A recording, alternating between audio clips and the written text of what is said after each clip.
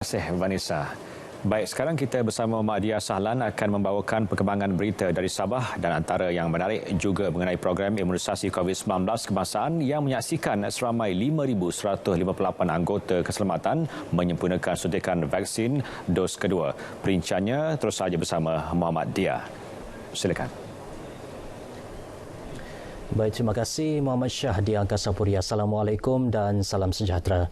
Seramai 5,158 anggota polis kontijen Sabah telah menerima dos pertama dan kedua vaksin Pfizer-BioNTech. Timbalan Pesuruhjaya Polis Sabah Datuk Mazli Mazlan memberitahu kesemua anggota polis berkenaan dilaporkan tidak menghadapi sebarang implikasi selepas suntikan berkenaan. Lebih 5,000 lagi anggota polis seluruh negeri dijangka selesai menerima dos vaksin lengkap sebelum hujung tahun ini. Kita fasa by fasa. Sekurang-kurangnya sebelum end of this year lah, sebelum hujung tahun ni lah. Kan bergantung kepada vaksin yang kita terima daripada kerajaan. Datuk Mazli bercakap kepada pemberita selepas penyerahan sumbangan kelengkapan ibadah daripada Pertubuhan Kebajikan Anugerah Kasih Malaysia serta sumbangan Op Daulat dan Tabung Amanah Perwira dan Pertahanan Negara di Ibu Pejabat Polis Kontingen IPK Sabah, Kota Kinabalu. Tambah beliau, fasa pemberian dos vaksin lengkap bagi anggota pasukan keselamatan berkenaan ditentukan pihak Kementerian Kesihatan. Dua penjawat awam negeri mengaku tidak bersalah 4 tuduhan rasuah berjumlah RM82,500 di Mahkamah Khas Rasuah Kota Kinabalu hari ini. Tertuduh yang berusia 38 tahun dan 58 tahun membuat pengakuan selepas pertuduhan dibacakan di hadapan Hakim Abu Bakar Manat. Kesalahan di bawah Akta Suruhanjaya Pencegahan Rasuah Malaysia SPRM 2009 tersebut didakwa dilakukan antara September hingga November 2019. Tertuduh pertama, seorang penolong pegawai perancangan bandar, didakwa melakukan 3 kesalahan menerima suapan berjumlah RM60,000 sebagai dorongan menukar status lot tanah Kampung Bantayan Kota Kinabalu daripada zon desa kepada zon kediaman antara 5 September 2019 hingga 20 November 2019 di 3 lokasi berasingan sekitar Kota Kinabalu.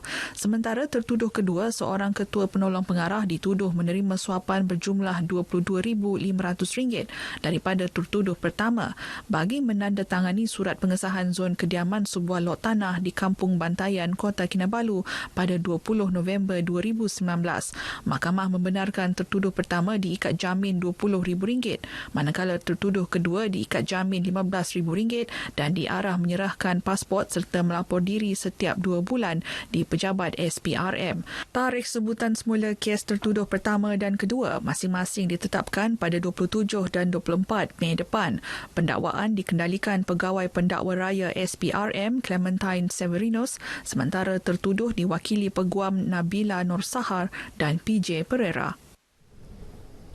Jabatan Kemajuan Islam Malaysia JAKIM Sabah bekerjasama dengan Masjid Bandaraya Kota Kinabalu melaksana program sokongan khas autisma sepanjang bulan Ramadan ini. Antaranya program intervensi membaca Al-Quran selain latihan guru kafah dalam membimbing anak-anak autistik.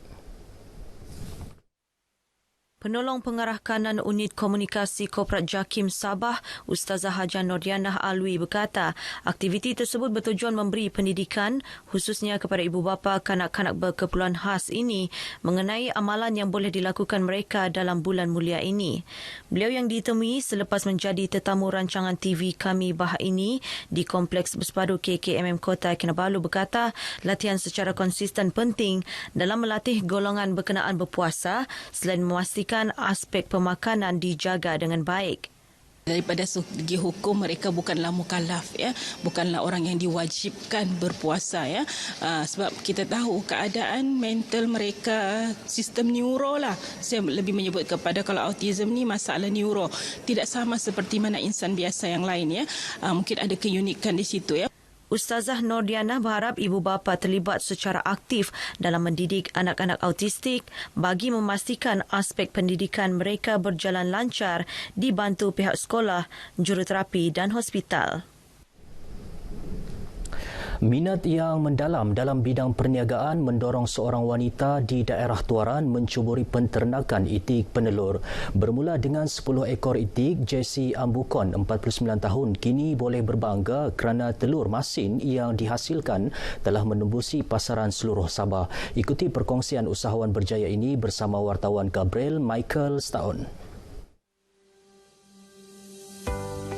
Anak kelahiran kampung Pogun Lawit Tuaran ini mewarisi ternakan itik daripada ibunya sejak Ogos 2015. Kini, ladang ternakan dikenali Farm Bay Enterprise seluas 1.2 hektar menempatkan sehingga 5,000 ekor itik penelur.